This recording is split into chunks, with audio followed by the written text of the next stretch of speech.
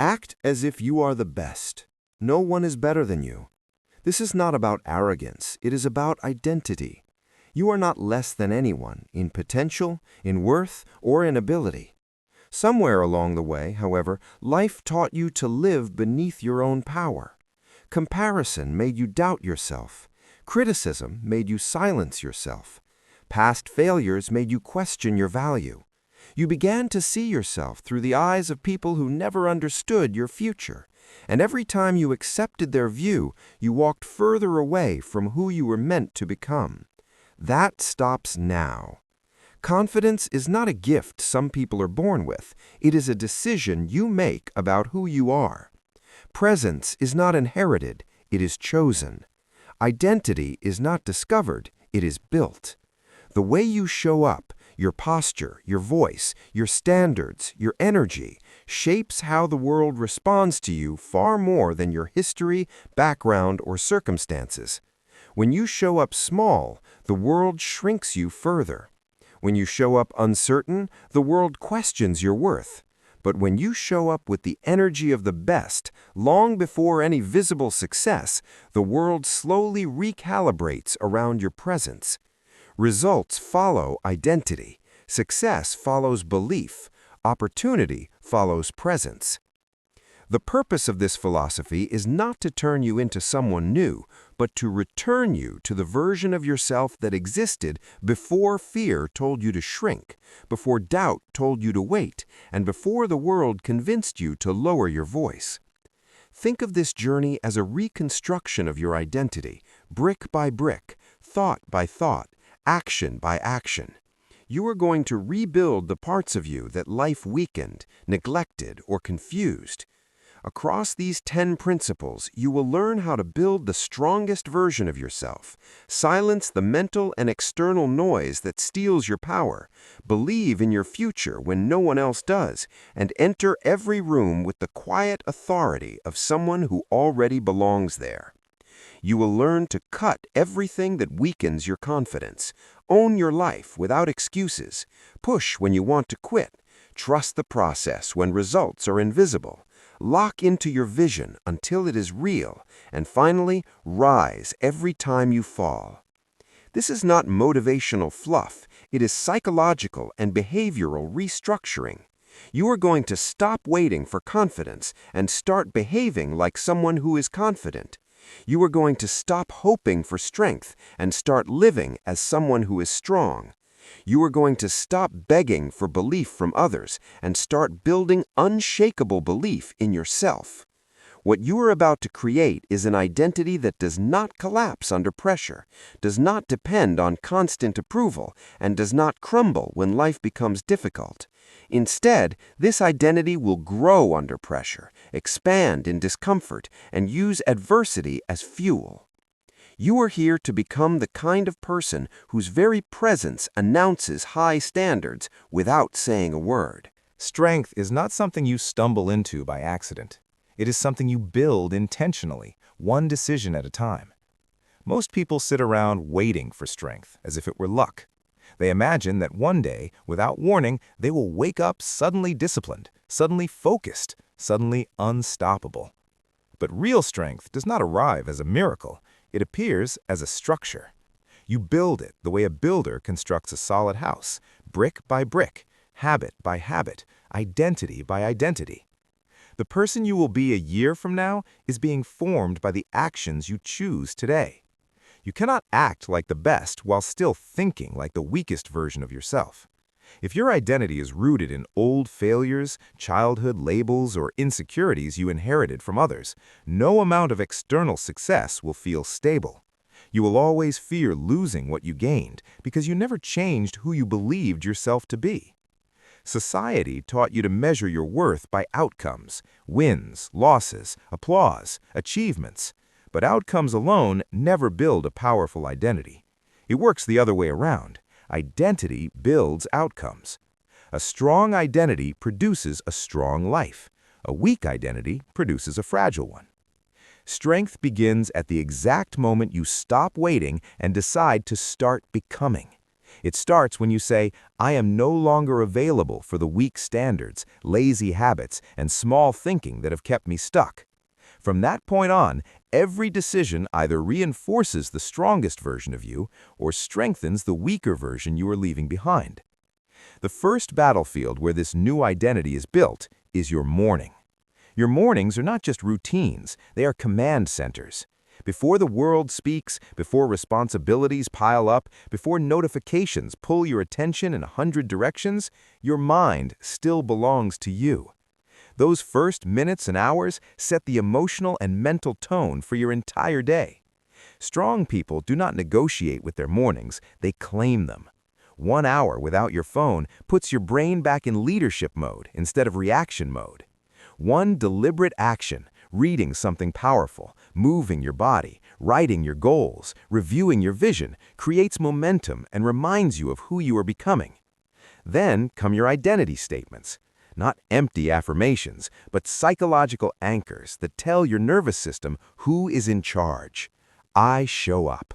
I am enough. I lead my life. These sentences interrupt the old mental patterns that once controlled you. When doubt wants to drag you back into hesitation, these statements act as a reset switch, shifting your body into readiness instead of retreat. But building strength is not just about rituals, it is about rewriting the entire internal story you tell about yourself. If your inner voice still sounds like your harshest critic, an old teacher, a dismissive parent, or a past version of you, you will sabotage your new life with outdated beliefs. You must begin to speak to yourself like someone who is building greatness, not merely trying to survive. When you hear, I can't, you challenge it. When you hear, I'm not good enough, you replace it with intentional truth. When your mind drags in past failures, you respond with present standards.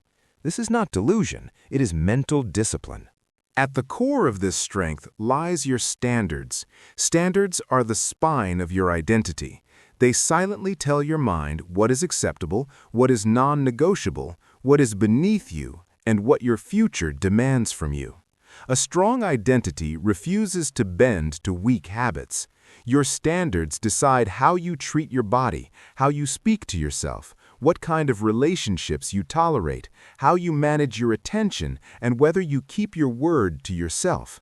When your standards rise, your decisions automatically rise with them. You cannot build a strong life on weak standards. But you must also understand that strength is not about intensity, it is about consistency. Anyone can be disciplined for a day or motivated for a week. The strongest version of you is created on the days when nothing feels exciting, when the work is repetitive, and when progress is almost invisible. Those are the days that build your foundation. That is why elite performers rely on identity-based habits instead of mood-based actions.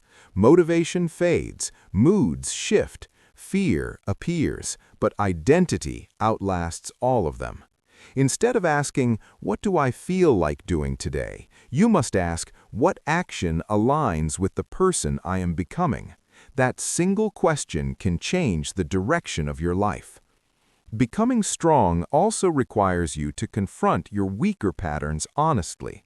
You must admit where you have been undisciplined, where you have made excuses, and where you have let comfort win over growth. Not to shame yourself, but to understand yourself. Self-awareness allows self-correction. Self-correction builds self-trust. Self-trust becomes unshakable strength. When you lead your mind, instead of letting it drag you around, your posture changes, your decisions elevate, and your presence begins to radiate quiet power. However, the strongest version of you cannot rise inside a mind filled with noise. Your mind is the battlefield where your future is either won or lost, and most people lose before the day even starts. You wake up with a mind that wants to grow, then immediately flood it with distractions that shrink it. You scroll through other people's lives, compare your progress to their highlight reels, absorb their opinions, and let strangers' posts dictate your mood. You listen to people who have no idea what your future demands. By the time you begin your day, your confidence has already taken several hits. Noise does not just distract you, it distorts you. It disconnects you from the only voice that truly knows what you are capable of, your own. Many people think their problem is lack of discipline, lack of clarity, or lack of motivation. But underneath all that is a deeper issue. Their mind is so crowded with external voices that they can no longer hear their own potential. You cannot build a powerful life in a crowded, chaotic head. Silencing the noise is not optional, it is survival. Your attention is your most expensive currency. Where your attention goes, your identity grows. Where your attention goes, your confidence grows. Where your attention goes, your future goes. The wrong input destroys the right identity. The right input slowly kills the wrong identity. That is why reclaiming your mind is essential. Confidence is not built only by repeating positive words. It is built by removing constant contamination. Silencing noise begins with the courage to unplug. Not forever, but with intention.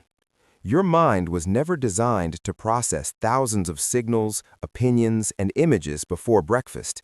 It needs space, simplicity, and silence. One powerful tool is the 90-minute focus block. During this window, every notification is off, every unnecessary tab is closed, and every distraction is eliminated. For those 90 minutes, you are no longer reacting to the world. You are creating your world. You are not scrolling and comparing. You are building. You are not absorbing random content. You are choosing deliberately what to think about and what to act on. Next comes the discipline of curating your inputs. Create a whitelist of 3 sources that consistently strengthen you: mentors, books, philosophies, or content that calls you to your higher self. Then create a blacklist of 5 sources that reliably weaken you: people who drain you, accounts that trigger comparison, platforms that steal your focus, and voices that constantly pull you back into old, smaller versions of yourself. Your mind is not a doorway anyone can walk through. It is a fortress. Guard it like one. Then take the hardest step. Limit or remove access to people who consistently make you feel small. Not because you are better than them, but because your future requires mental clarity and powerful energy. Negative energy spreads faster than confidence.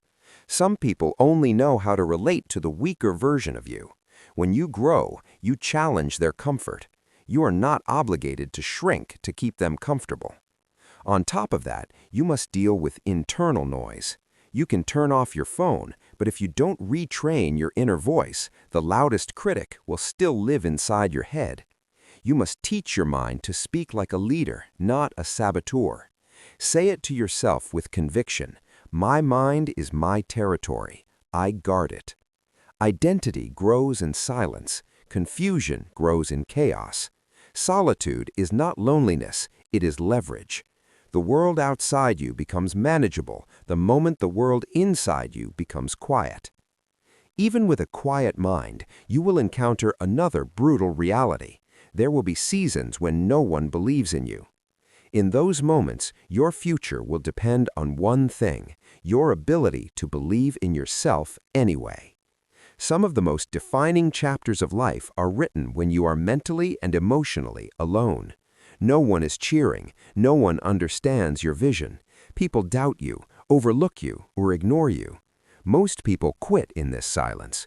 But those who build legacies, those who leave a mark, learn a rare skill. They fight for their future, even when no one else does. Self-belief is the soil in which achievement grows. You can have talent, resources, and opportunity, but if your belief is weak, your potential will remain invisible and unclaimed. Self-belief is not a mood that appears when life feels good. It is a discipline you practice, especially when life does not. You have been underestimated, dismissed, and doubted. You have given effort that went unrecognized and carried responsibilities no one saw. None of that changed your worth. Your value has always been defined by your resilience, your actions, and your internal commitment, not by applause. The world follows those who are willing to lead themselves first. To build this kind of belief, you start with evidence. Each day, record one action that moves you closer to your goals, one small win, one hard thing you did anyway, one step that aligns with your strongest identity. This is your evidence board. These micro wins are not trivial. They are proof to your brain that you are serious. Then, write 25 personal reasons why you must succeed, reasons rooted not in impressing others, but in honoring your own potential, your purpose, and the life you know you are meant to live. When doubt rises, that list becomes your anchor. Add to that a simple daily visualization. Spend 2 minutes seeing your future self, the way you stand, speak, decide, handle pressure, and persist. You are training your mind to treat that identity as normal. The paradox is that people only believe in you after you succeed, but you can only succeed if you believe in yourself first. So stop waiting for support, validation, or motivation. Make this your personal command. Be your own believer. Repeat it until your choices, actions, and results have no option to match it. The strongest people do not wait until they feel perfect, ready, or fully validated before they step forward. They show up as if they already belong in the room of winners. Most people enter spaces apologetically, shoulders rounded, eyes down, movements hesitant, as if they are trying not to disturb anyone. They shrink themselves to avoid judgment, confrontation, or criticism, and because of that, they are often overlooked, underestimated, and dismissed before they even say a word. Presence speaks louder than language.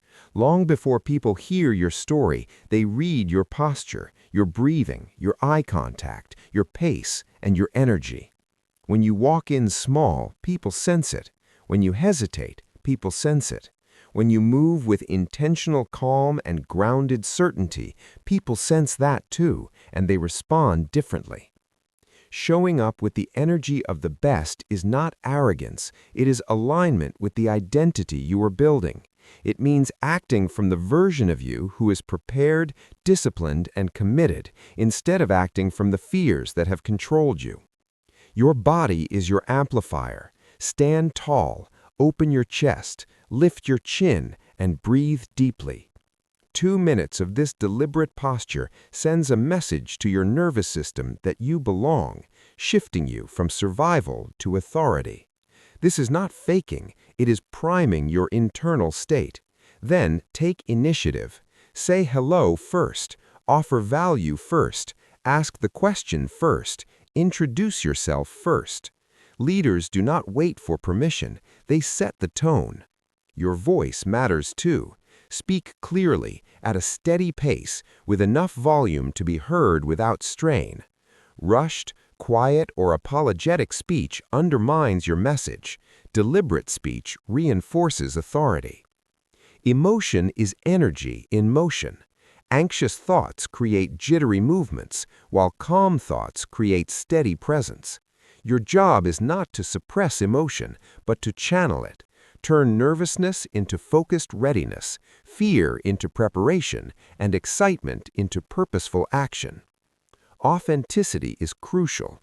The energy of the best is not loud performance, it is consistent alignment between who you claim to be and how you show up daily.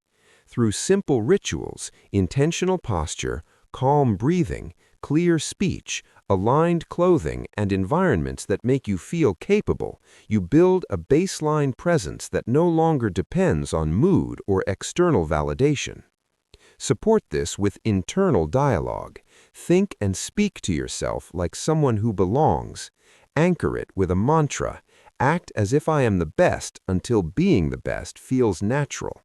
When your internal story and external presence match, people feel your identity before you explain it, and the world begins to treat you accordingly. You cannot become the strongest version of yourself while protecting the very things that drain your strength. Confidence is built not only by what you add, new habits, knowledge, routines, but also by what you subtract. Real transformation starts when you ruthlessly remove the thoughts, people, and behaviors that erode your self-belief. Begin with your internal dialogue, because the loudest enemy often lives in your own head.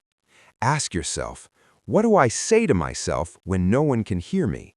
Do I insult myself for every mistake, replay old failures, and declare them proof that I am not enough? Every self-attack quietly trains your nervous system to see you as weak, undeserving, or incapable. Your inner voice must shift from a harsh critic into a demanding but supportive coach. Write down the recurring negative thoughts that loop in your mind, then challenge each one with evidence and replacement statements rooted in truth. Instead of, "I always fail," tell yourself, "I am learning and improving through every attempt." Instead of, "I'm not good enough," say, "I am becoming stronger every day through discipline." Next, examine the people around you. Not everyone who laughs with you or spends time with you is good for your future. Some people are addicted to negativity, comparison, gossip, or excuses, and they project their fears onto you. Others unconsciously prefer the weaker version of you because it makes them feel more comfortable. When you grow, you force them to confront their own stagnation. You are not obligated to let anyone sabotage your identity, even if they claim to care about you. Create a 7-day life audit with 2 lists, your kill list and your keep list. On the kill list, write down habits, environments, relationships, and digital inputs that leave you drained, insecure, or distracted. On the keep list, write the actions, people, and routines that leave you focused, energized, and confident. Over the next week, begin removing or limiting everything on the kill list. Unhealthy scrolling, late-night distractions, constant complaining conversations, or any behavior that pulls you away from your standards. Replace them with actions from your keep list. Understand that this pruning process will be uncomfortable. Your old identity will resist, excuses will appear. But each cut you make is a declaration. I will not sacrifice my future for temporary comfort. By subtracting what weakens you, you create space for strength to grow, and your confidence becomes something built on clean ground, not constantly eroded by hidden leaks. Your life will not change until you accept full ownership of it, completely, not selectively. Excuses feel comforting in the moment because they protect your ego from discomfort, but they secretly steal your power. Every time you blame your circumstances, past, environment, or other people, you quietly tell your brain, "I am not in control." And a mind that believes it is powerless will never create a powerful life. Excuses are the silent killers of potential. Many people say they want change, but they also protect their reasons for not changing. I don't have time, I don't have support, I'm not ready, it's too late. Ownership begins where these sentences end. To reclaim ownership, start with brutal, compassionate honesty. Ask yourself, in which areas of my life am I hiding behind explanations instead of taking action? Where have I allowed laziness, fear, or distraction to wear the mask of bad luck or unfair circumstances? This is not about guilt. It is about taking your power back. Use a daily ownership sheet to close the gap between intention and reality. At the end of each day, write down what you planned to do, what you actually did, where you fell short, and what you learned. Do not blame anyone in this process. Focus only on what was within your control. Over time, this builds a new pattern in your nervous system. Instead of defaulting to blame, you default to responsibility and adjustment. Pair this with the 1% improvement rule. Each day, regardless of mood, do at least one small action that moves you closer to your standards. An extra page read, a short workout, one uncomfortable but necessary conversation, one task you are avoiding. Tiny, consistent improvements compound into massive change, but only if you keep choosing them daily. Ownership also means emotional responsibility. You may not control what others do, but you control how you respond, what story you tell yourself about it, and what you do next. Leaders do not wait for perfect conditions. They create progress under imperfect ones. Victim mentality says, life is happening to me. Ownership says, life is responding to me. You cannot play the hero and the victim in the same story. Choose which role you will practice. Reinforce this with simple affirmations. I am responsible for my choices. I am accountable for my outcomes. I lead my life. The measure of real ownership is not how intensely you start, but how consistently you return to responsibility every time things get hard.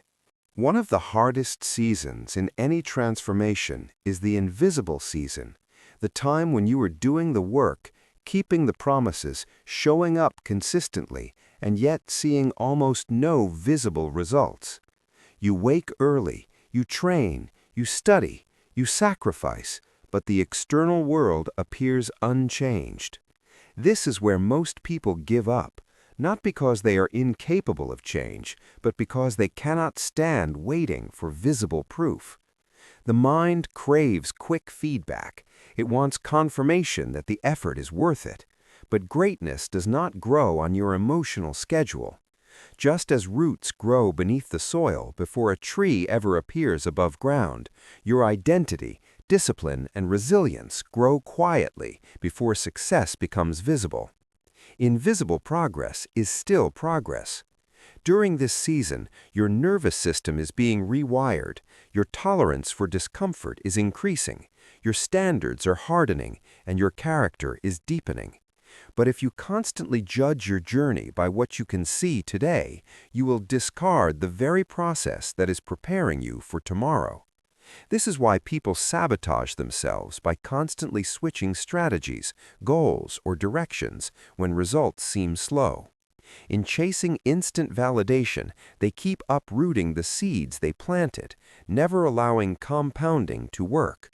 Compounding is not only financial, it operates in discipline, confidence, and identity. Tiny, repeated actions become unstoppable only when you stay with them long enough. To endure this invisible season, you must shift what you measure. Instead of tracking only external outcomes, create an identity log. Each day, record how you honored your standards. Did you keep your word to yourself? Did you show up to your gatekeeper task? Did you handle stress better than before? Did you avoid distractions you once fell into? These are massive wins, even if they are invisible to others. You also need to emotionally detach from your scoreboard. Outcomes will fluctuate. Some days you will move fast, other days hardly at all. But your effort, discipline, and attitude can remain consistent. The people who win long-term are not the ones who act only when winning. They are the ones who act regardless. Trusting the process is active faith, not passive hope. It is built by your own repeated actions, not by blind optimism. You are becoming someone extraordinary, and becoming takes time. You do not plant a seed and scream at it for not being a tree tomorrow. Honor your process, especially when it feels slow. Those are the days your future self will be most grateful for. Your vision is not a casual wish. It is the blueprint for the life you are building and the person you are becoming. Most people fail not because they lack talent or intelligence, but because they are inconsistent in their loyalty to their vision. They have big dreams, but small commitment.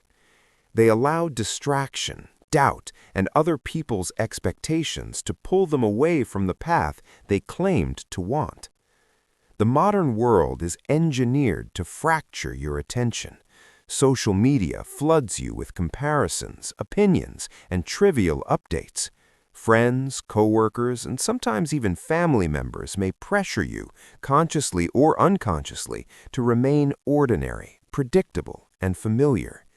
If you are not deliberate, your vision will be slowly edited by the noise around you. To protect it, you must create a physical and mental environment that constantly reminds you who you are becoming. One powerful tool is a structured vision board with 4 sections: why, who, what, and daily 3.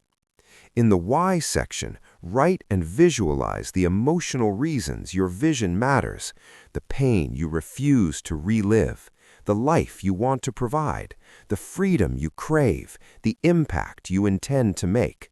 These are the reasons you cannot quit.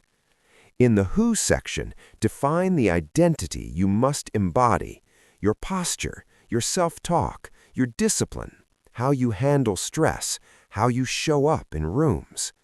In the what section, list clear, measurable goals that translate your abstract dream into concrete targets. In the daily 3, specify 3 non-negotiable actions you will perform every single day to keep your life aligned with that vision. Visit this board every morning and evening. Don't just look at it, engage it, feel it, hear it, recommit to it. Alongside this, implement a social diet. Just as you would clean up your eating to get physically healthy, clean up what you consume mentally and socially. Spend more time with people and content that push you forward, and less with anything that keeps you small, bitter, distracted, or complacent. Learn to say no to opportunities, obligations, and side projects that do not clearly serve your primary vision. You cannot sprint in 2 directions at once. Focus is your force multiplier. Expect internal resistance as your old identity fights to survive. Doubt and fear will argue that your dream is unrealistic. That is the exact moment to rehearse your future self through visualization, not as fantasy, but as practice. See yourself making decisions consistent with your goals. Then, measure your days not just by achievements, but by alignment. Did your focus, discipline, and attitude reflect your vision today? When you lock into a vision with that level of loyalty, reality has no choice but to bend over time. Falling is inevitable. Staying down is optional. No matter how disciplined, focused, or driven you are, there will be days when you fail, when your plans collapse, when your discipline cracks, when you react poorly, when you disappoint yourself. Many people interpret these moments as proof they are not cut out for greatness, and they allow a single fall to become a permanent identity. But the strongest people understand that the fall is feedback, not a final verdict. What defines your future is not how perfectly you walk, but how quickly and deliberately you rise. After every failure, your inner dialogue becomes critical. Shame will whisper, "You always mess up." Fear will say, "You'll never change." Comparison will add, "Others are doing better than you." These voices are traps, not truths. To handle falls with power, use a simple 24-hour reset protocol. Debrief, rest, reset, return. Debrief by looking at the situation objectively. What happened? Why did it happen? What patterns or triggers showed up? What can I do differently next time? Write this down without insult or drama. Then rest. Give your mind and body space to breathe. Fatigue exaggerates failure. Next, reset by consciously releasing unnecessary guilt and choosing a new starting point. Remind yourself, I am allowed to start again, stronger and wiser. Finally, return. Take one immediate action aligned with your standards, even if it is small. This might be a short workout, one focused work block, or recommitting to your morning ritual the next day. Each time you rise after a fall, your brain records a pattern. When I fail, I reflect, adjust, and move. Over time, this pattern becomes automatic. Resilience stops being an idea and becomes a reflex. You must also prepare yourself for public falls, moments when your mistakes are visible to others. Some will misunderstand or judge you. The weak internalize these opinions and withdraw. The strong prioritize internal alignment over external approval. To support your resilience, practice daily reflection. At night, review where you rose and where you slipped. Celebrate even tiny comebacks.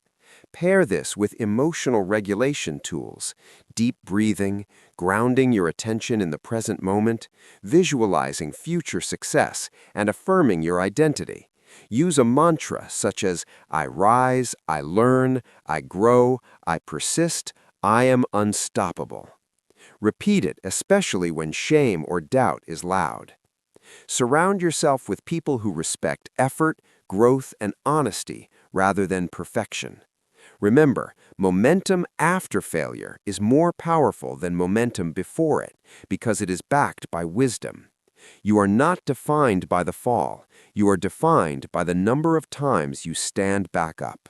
Across these principles, a single truth repeats: identity comes first, action follows, and consistency turns both into destiny. You have seen that strength is not an accident. It is constructed through disciplined decisions, especially on ordinary days. You have learned that guarding your mind from noise is not a luxury, but a requirement, because where your attention goes, your identity grows. You have recognized that self-belief cannot be borrowed indefinitely from others.